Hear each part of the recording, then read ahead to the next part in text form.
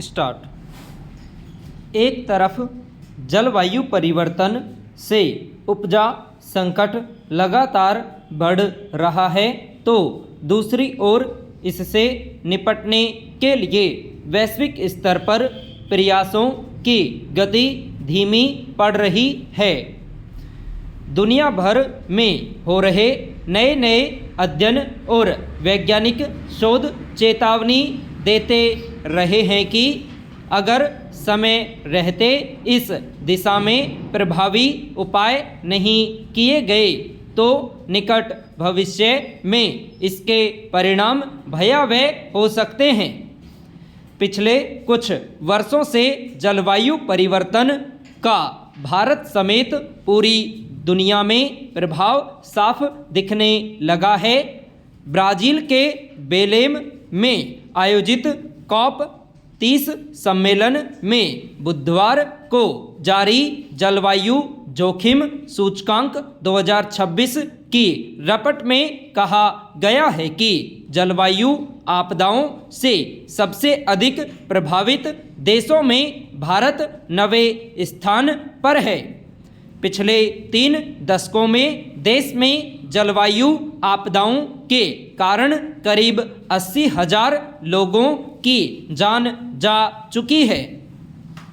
सरकार की ओर से इस संकट से निपटने को लेकर किए जा रहे दावों के बीच ये आंकड़े वास्तव में चिंताजनक है। इससे एक बात तो स्पष्ट है कि सरकारी प्रयासों को अभी और व्यापक करने तथा उन्हें गति देने की जरूरत है। पैरा रिपोर्ट के मुताबिक जलवायु आपदाओं से वर्ष 1995 से 2024 तक लगभग 170 अरब अमेरिकी डॉलर का आर्थिक नुकसान हुआ है। जान माल का सबसे ज़्यादा नुकसान बाढ़, चक्रवात, सूखा और तेज गर्मी के कारण हुआ है।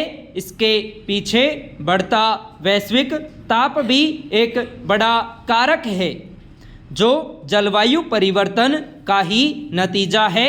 भारत में यह स्थिति निरंतर खतरे का संकेत दे रही है, क्योंकि बार बार होने वाली मौसमी आपदाओं से जहां विकास की गति कमज़ोर होती है, वहीं आम लोगों की आजीविका भी प्रभावित होती है।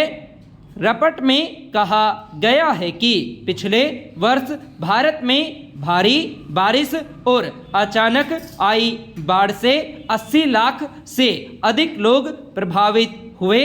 हालांकि जलवायु परिवर्तन से निपटने के लिए भारत ने नवीकरणीय ऊर्जा को बढ़ावा देने, कार्बन उत्सर्जन कम करने और वन आवरण बढ़ाने जैसे कई कदम उठाए हैं, लेकिन इन्हें ज़मीनी स्तर पर प्रभावी तरीके से अमल में लाने की ज़रूरत है। पैरा अगर वैश्विक स्तर पर बात करें तो पिछले 3 दशकों में 9,000 से अधिक मौसमी आपदाओं ने 8 लाख से ज़्यादा लोगों की जिंदगी लील ली है।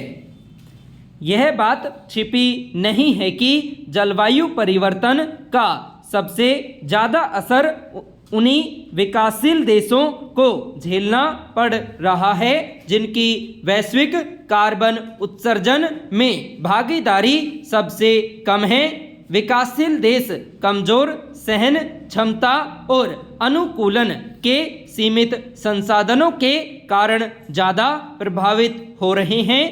भारत सहित कई विकासशील देशों में जलवायु आपदाएं सामान्य स्थिति बनती जा रही है, जिसके लिए तत्काल और व्यापक वित्त पोषित अनुकूलन उपायों की जरूरत है।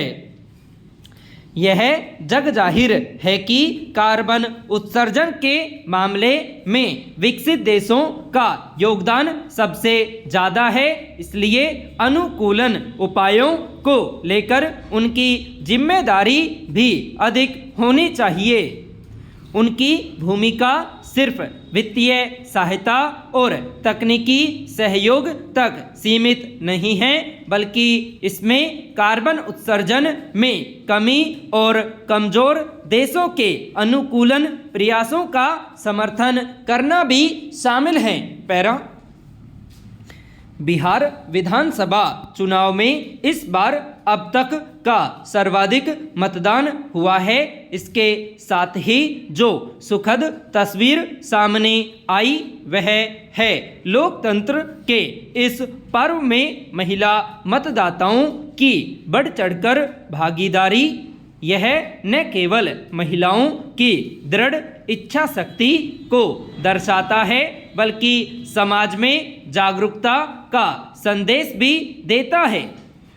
राज्य की महिलाओं ने यह साबित कर दिया कि वे अपनी तमाम व्यस्तताओं के बावजूद लोकतांत्रिक व्यवस्था में अपने अधिकारों और कर्तव्य के प्रति सजग हैं। इसी का नतीजा है कि राज्य के अब तक के चुनावी इतिहास में इस बार महिलाएं मतदान में पुरुषों से कहीं आगे रहीं।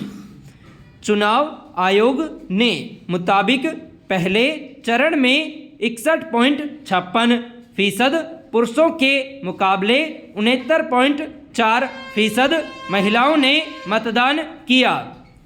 यह सिलसिला दूसरे चरण में भी जारी रहा और 64.1% पुरुषों के मुकाबले महिलाओं का मतदान 74.3% रहा।